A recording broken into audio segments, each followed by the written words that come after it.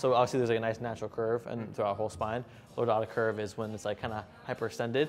And a big tell for that is the hips, right? Are the hips tilted forward, which will cause that lordotic curve. Obviously you can see the waistband in your shorts, see that kind of pointing down, right? So that's what we call an anterior tilt. So if we have like, 4 dots on our hips, right? Have them right there, tilted forward. Like for the reason why it's tight, we talked about it, right? Hip flexors are probably really tight. Also the weak glutes, right? So the hip stabilizers aren't I'm assuming, on. You have a nice strong core. Core usually kind of counteracts that, right? It pulls the hips back up, but maybe it might not be enough to compensate because we also have the weak glutes, right? Kyphosis, we're gonna go up to the upper T-spine, right? See if you're running with like a hunched like posture right around, but you have a nice upright posture, good to go. Great. So for pelvic drop, what I'm looking for, so there's 2 dots right here, right? You have a little bit of an anterior tilt when you're running, which is okay, but ideally what we want is for the hips to kind of just be oscillating, okay? Going up and down, no drop, no tilt forward or rotation, okay? So now I'm looking at your hips. So every time you land, do they drop? Left one drops a little bit, right one, actually I think it looked pretty good. So just slight drop on the left. You see how the dot kind of collapses there? Yeah. So the right looks pretty good. Left will try to drop a little bit more. Yeah, slight. Should you try to keep your hips basically level as possible, or does it get inefficient at a certain point? I like to think of just keeping your head level, keeping your hips level.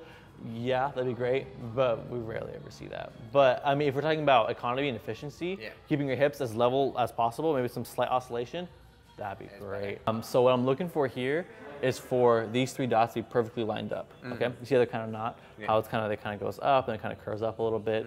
So again, this is a cause of that lordosis, that anterior pelvic tilt. You can't utilize your glutes right now.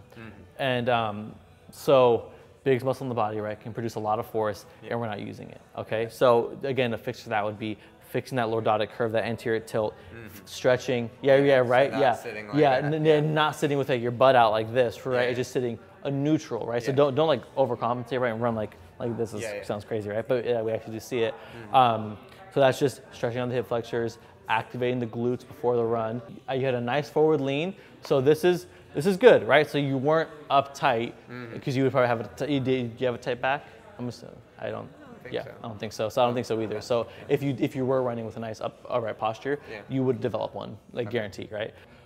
So either if the hands cross the midline of the body, right, because then you're rotating, right, and also the crinkles in the shirt. Are they going in a certain direction?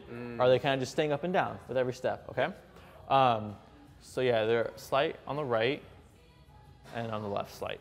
So definitely not super extreme. So you see your elbows are kind of out, which is why your hands aren't crossing the midline, but you're kind of running like this, okay?